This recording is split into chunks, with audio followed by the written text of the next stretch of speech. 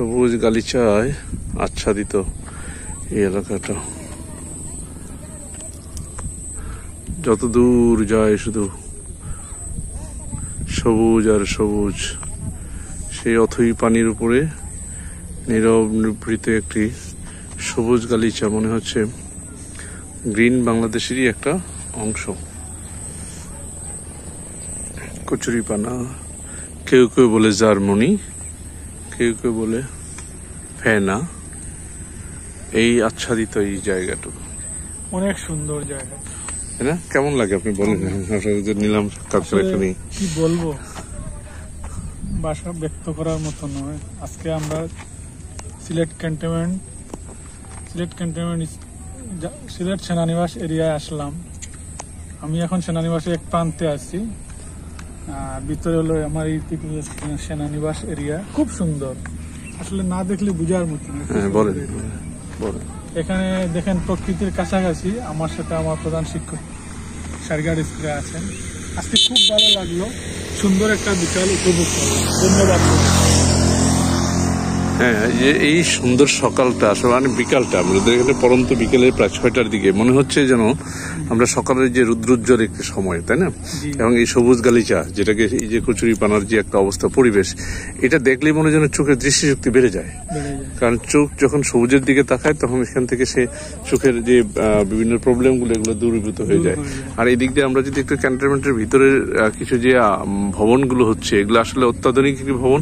সেগুলো এত সুন্দরভাবে রাস্তাঘাট, যেটা ভাবাই যায় না আসলে, এত সুন্দর, অতুলনীয়। আমাদের নিউ ইয়র্ক। হ্যাঁ, রাইট। এই জায়গায় আসলে মনে হবে না যেন আমরা বাংলাদেশ। আসলে এটা একটা উন্নত দেশে আমরা যে বাংলাদেশের মাননীয় প্রধানমন্ত্রী যে একটি স্বপ্ন দেখাচ্ছেন আমাদেরকে স্মার্ট বাংলাদেশের, সেটারই একটা রূপকল্প হচ্ছে আমাদের এই যে বাংলাদেশ সিলেট ক্যান্টনমেন্ট এলাকা। এত চমৎকার একটা এলাকা, এটা ভাবা মানে চিন্তাই করা যায় না। আসলে না আসলে কেউ চিন্তা করতে পারবে না। তবে আপনাদের হাঁটার জন্য কিছু ওয়াকওয়ে আছে, আপনারা এসে দেখে যেতে পারেন। আসলে এই এলাকাটা এত সুন্দর। আমরা দুইজনে মিলে একটু হাঁটতে আসলাম, কিন্তু আজকে দেখে আসলে নিজেরাই অভিভূত হয়ে যাচ্ছে, নিজেরাই আসলে মানে আপ্লুত হয়ে গেছে যে এত সুন্দর করে তৈরি করেছেন এই রাস্তাঘাটগুলো। মনে হচ্ছে যেন এটি একটা রানওয়ে, বিমান যাওয়ার মতো একটা রাস্তা এগুলো হয়ে গেছে। এত সুন্দর এই পিচগুলো, এত প্লেন, আপনি চিন্তা করা যাবে। হ্যাঁ, এটা ভাবা যায় আসলে? সেইসব বলেন যে না, এটা আসলে চিন্তা করা যায় না যে এই যে এত সুন্দর, মানে একটু রাস্তার মধ্যে একটু কোনো ময়লা আবর্জনা কিছু নেই, একবারে ক্লিন, নিট এন্ড ক্লিন রাস্তা। এটা আসলে চমৎকার একটা পরিবেশ। আমি প্রথম সিলেট ক্যান্টনমেন্ট সেনানিবাস এরিয়া আসলাম, এবং এটা সেনানিবাসের পিছনের রাস্তা, এবং খুব ভালো লাগলো আজকে।